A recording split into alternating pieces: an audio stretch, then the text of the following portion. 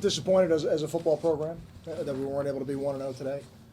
When I look at the final stats and my notes from the game, I think for us it really came down to a couple things. Just not being able to be efficient enough in the run game when PJ wasn't in. Couldn't get off the field on third down on defense. Couldn't be effective enough on third down on offense. Now I think for us, we have to run the ball efficiently to be effective on third down. UConn was able to do that today without being effective running the football. And then we lose a possession in the first half on a kickoff return, which Karan feels terrible about. We have an opportunity for an interception, and we don't get it. We don't bring it down. And then I think it was Ruhan that slipped, and UConn comes up with an interception. So we had some opportunities, but we didn't make enough plays. Questions? Kyle, what happened to PJ? I assume he got hurt. It's a lower body injury. I don't have the full medical report yet, but by tomorrow we'll know a little bit more.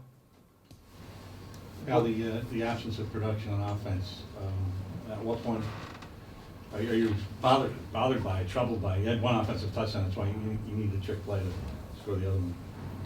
Sure. I mean, I think that, the fake field goals, fake punts on special teams have always been a part of our repertoire. I think it's one of the positives of the game for us. We need to be more productive on offense, but it's not the NFL. You don't sign players during the season. We have our football team, and we've got some young guys out there running around that as they mature are gonna be much better football players than they are right now. We throw a ball in the end zone to Ruhan, and then Chris Muller gets called for a hands to the face. So we got to go back and look at that on film and see if there's a way we could have avoided that and how egregious it was. But you're right. I mean, it's okay to be frustrated, and we're frustrated. I think that whole locker room is frustrated right now. I think the key to moving the team forward in the big picture is to make sure that frustration doesn't turn to discouragement. Do losing teams just not make enough plays? I mean, I know that sounds simple, but you had opportunities to make plays again today. It's a team, both sides of the ball, and didn't make them. Does that sometimes become, I don't know if contagious is the word. I think we're gonna look at the film and we're gonna see we were a lot closer in our pass defense than we've been, but that's not enough. That's not good enough. You have to make those plays. When their quarterback is able to be 9 of 15 on third down, it's not enough to be close. But I know we were close, and it's certainly better to be closer than you were last week. That's great. But at some point we're going to make the plays. I don't have any doubt about that. It's just it's hard for us right now as a program because we're going through the growing pains of being close to making those plays and not making them. But to answer your first question, I think coaches use that expression. We didn't make enough plays, and we didn't. As coaches, it's our job to try to put them in the best possible situations to make those plays. I thought we did a better job of that today, but we have to do an even better job of that because the result wasn't what we set out for it to be. Cal, they scored on their first two possessions, then you guys stopped them 5 straight times in the middle of the game and actually took the lead. And then they scored they came right back and answered and then scored again when you needed to get the ball back. Did they make adjustments there? Why were you guys, did you go from stopping them 5 straight times to revert back to their early game form? I think that's a very specific question you're asking. It'd be hard for me to answer that in its entirety without looking at the film. But when you ask if their coaches are making adjustments, I'm sure their coaches were making adjustments on the drives that didn't end in touchdowns, just like we are. The coaching staffs on both sides are making adjustments constantly as the game goes on.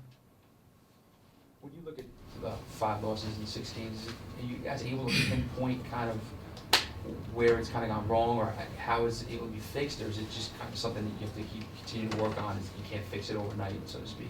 I don't think anything gets fixed overnight, and we don't look at it in terms of 5 losses in 6 games, just like I wouldn't look at it in terms of 5 wins in 6 games. And I don't believe in week-to-week momentum in football. I don't think it exists. If it did exist, then the team we played today would have been hard for them to win the last 2 games. I don't think there's week-to-week momentum. I think you go out every week to try to improve your football team and give yourself the best chance to win. And we're going to go back to work and do that again this week.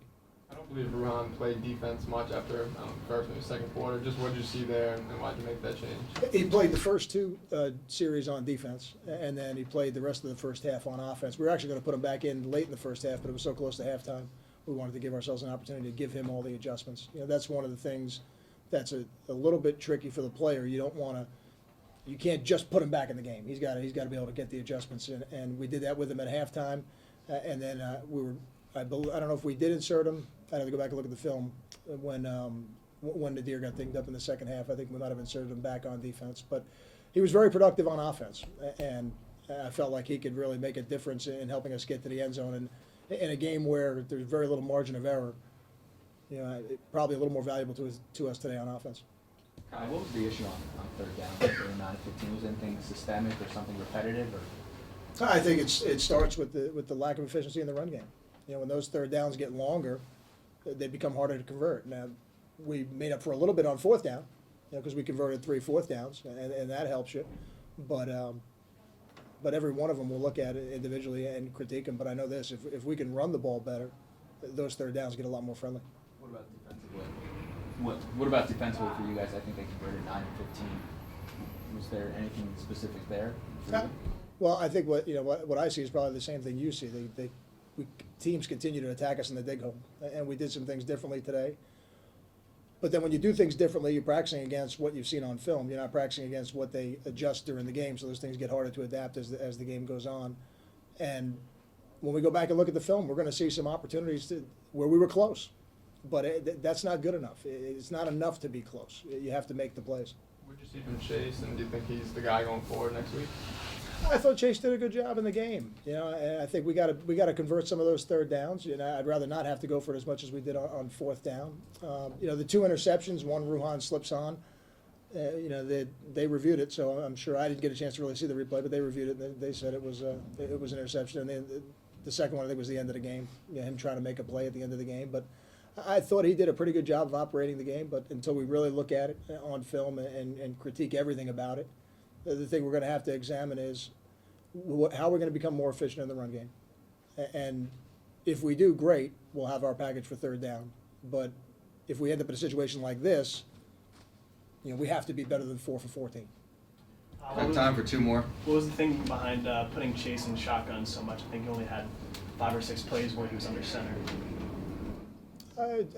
Gary's been in the shotgun quite a bit as well. It's really just a matter of personnel group. You'll see us under center in 21 personnel. We'll be in the shotgun a little bit in 21 personnel, and in 11 personnel almost always you'll see us in the gun. Cochran, what did he do, not just third down, but throughout the game? What did he do so well that let him really do what he did? I think when you go 9 for 15 on third down, when we go back and look at it, he probably, from his perspective, made good decisions and made accurate throws. I think their coaches probably could do a better job critiquing him than I could. Thanks, Kyle. Thank you, guys.